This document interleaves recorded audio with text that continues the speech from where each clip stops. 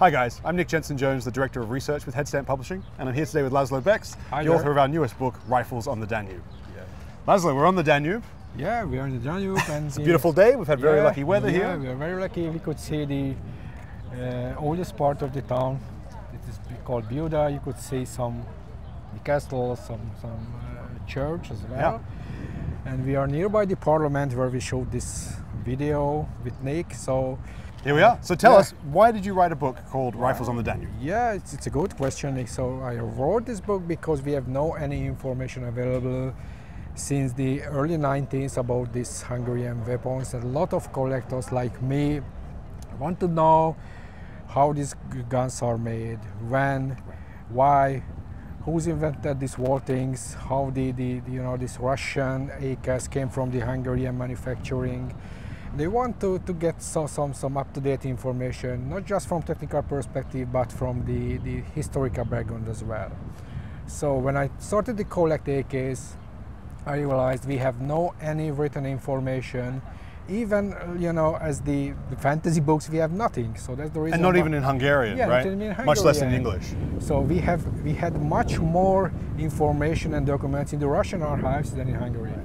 So because of the political changes in the early 90s, nobody taking care about the documents. So the old people who's managing all of things are already dead or moved out of the country. So that's the reason why it's so hard to collect the information. And you've been working on this process of collecting the information for decades? No, 70 years. Yeah, there you go. 70 years. So I collected the information 70 years. I had approximately 83 personal interviews with the former engineers, architects, workers to get the information. Also visiting a lot of archives, but unfortunately the Hungarian archives, it is not well structured and not indexed even. So if you want to search against something, if you don't know the exact case date or the date when some document was created, you are lost.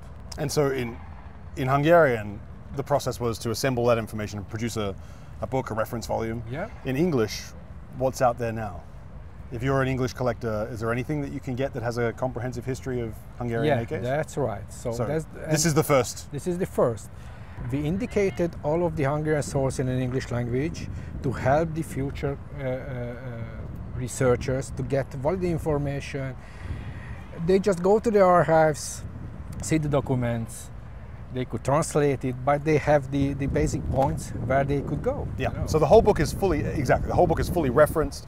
It has document numbers, it has archive locations. Yeah, all of these. It has interviews with engineers, and it has the secondary sources as well. And they're all in the bibliography, so if you want to go and do more research, you can. Yeah, that's right. And all of the weapons area was registered here, so if you want to find where and when your gun is manufactured, you could see it. So that's a great point. Let's talk about who this book is for. Obviously collectors. If you have a Hungarian AK in your collection, you're going to find invaluable information. Yeah, I mean, information that isn't available anywhere else. What if you're just a general enthusiast? Does it tell an interesting story? Yeah, if we have a lot of interesting stories, especially how those guns came in Hungary, what was the political decision behind the stories, and how big and how difficult was to manufacture those guns in a quite small country. We are not in Russia, we have only 10 million people here, and when those AKs are manufactured, we have less than 12 engineers in the country who's able to even drawing something. It's an amazingly small team that put out all of these different variations, all of these different rather interesting, unique takes on the AK, but also, as you'll see in some of our later videos, technological developments that are quite distinctive and unique to Hungary itself, right? Yeah, that's right. And if you're a researcher, a curator, an archivist, I mean, anyone whose work touches on Hungarian military history, Cold War history in the occupied parts of Europe, or even looking at the general sort of production history of the AK rifle as a family, this book's got something for you. Yeah, it fills a lot of holes, especially for the collector perspective, as from technical one. For example, until today, nobody published for example, the gun markings about the Hungarian gun markings. Right. So the collectors or the museum or the institutes could be identified. This is the real Hungarian gun because we have those markings on the So gun. it gives you each part. an ID guide, Yeah, that's step by right. step with very simple drawings of the key markings, but also gives you the context for each of those Yeah, rather than that's just right. saying Hungarian. Yeah, that's right. You know, the AK guides that I grew up with said, you know, there were everyone's seen this, it's like one page and it's Hungary, China, Romania, Poland, has one picture for each, and you think, well, of course, anyone who scratches the surface much more realizes it's complicated, much yeah. more complicated. Yeah, that's right. Okay. So, László, we're standing here in our city tour. People might start to notice it looks a little bit European, looks a little bit Austrian, maybe, a bit like Vienna. Why is that? Right.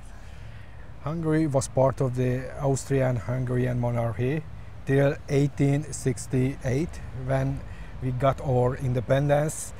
That's the time when we started to build on our army industry, for example. Okay, so people are probably thinking, what about Austro-Hungary during the First World War? People still used to think of Austro-Hungarian troops, Austro-Hungarian weapons. Yeah, so independence is 1868. What happens at the sort of decoupling? Well, decoupling is quite difficult because, you know, all of the factories, all of the person who could support those new factories was live in Austria. You know, a lot of person who have enough money or political strength not want to invest so much money in the quite new country, you know. Becoming independent, Yeah, moving that's further away right. from where their money, their So it power was a is. quite long, they need at least 20 years to the first fake factory was established in 1888. So independence 1868, the first fake factory is 1888. Yep. What happens between 1888 and the First World War? Between this period, the Hungarian weapons factories need to establish the good technological, how should I say, things, you know. So they're still learning, they're still They learning the need capabilities, they're trying to they get need to engineers. establish, new institutes. Yeah. They need to try to find the good way how they can produce better gun than the Austrian ones to go out to the export markets, you know. For Okay, example. So again, there's competition now. Yeah. They're still allies, they're still integrated Yeah. at a top political level, but they're an independent country with some production of their own. Yeah, that's right. The Hungarian armies want to be a competitor for the Austrian ones. Okay. And then after the First World War, where you start seeing the separation, Yeah. and that's where you start seeing more novel, more new Hungarian designs? Yeah, that's right. So after the First World War, you know, in a global economical changes affected the whole Hungarian weapon industry because, you know, 1929, after 1929, we had not so much money to develop new weapons. We need to implement most of the things, the German standards, we need to both German licenses to produce or even modify guns, handguns, weapons, you know, machine guns. So most of the Hungarian products was based on the German. So before the Soviet influence that we see after the Second World War, we have German influence after the First World War. That's right. And that's part of the reason that German influence that ongoes is part of the reason that Hungary enters the Second World War allied with Germany. Yeah, that's right. So our political and military leadership was fully German based, you know. They speak German fluently. They think German.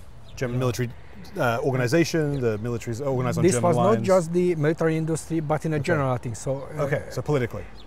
Until the Second World War, most people speak German in Hungary as well as Latin. Okay. Because this was part of the general education. Interesting. So all people need to know German and Latin. So that's the reason why it's easy to implement German things, because everybody speaks German. So is it fair to say, I mean, obviously this is simplifying things dramatically, but is it fair to say that we can think of Hungary in that interwar period as being in the German sphere of influence, and in the post-Second World War period as being in the Soviet sphere of influence? Yeah, that's right. And it's basically a complete change from one to the other. So it was drastic changes, you know. After the Second World War, all of the German things was gone, and we need to implement a Soviet way. Very quickly. Within two years. So 1945, the first Hungarian election when the Soviet was won, is 1947. Okay. So just 2 years. We had 2 years interim period that after we have under the total Soviet. And what, leadership. eight years after that, Hungary's a signed up member of the Warsaw Pact? Yeah, that's right. Okay. So László, one of the topics the book deals with is the relationship between the Soviet Union and Hungary, which of course is fraught with politics and with some strong feelings here in Hungary. what was the situation when Hungary started manufacturing AK rifles? Yeah, you know, we are discussing about the era when the Second World War was finished. After 1945, you know, the Soviets occupied in Hungary as well as the nearest countries. So we have some high political pressure to implement the Soviet weaponry for the army, for all of the, you know, we need to implement all of the Soviet political and technical things, you know.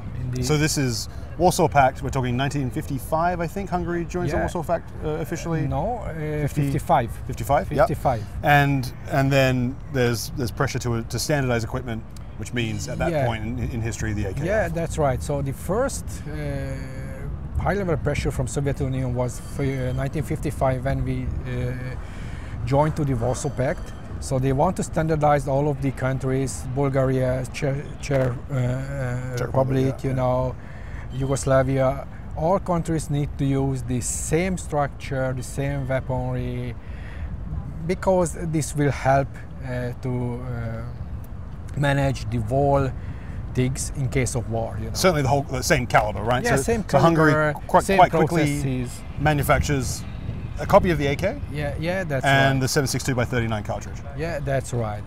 So, beside, you know, we are discussing now about the guns, but the wall, the uniforms, the equipment, the accessories, all of the factory structure, how we could get the licenses, how we could use, you know, and how we, it is very standardized how we could produce those guns. So in the early, when the AK-55 was produced, we have a very, very high level Soviet instructors who managing even from the rev material production, you know.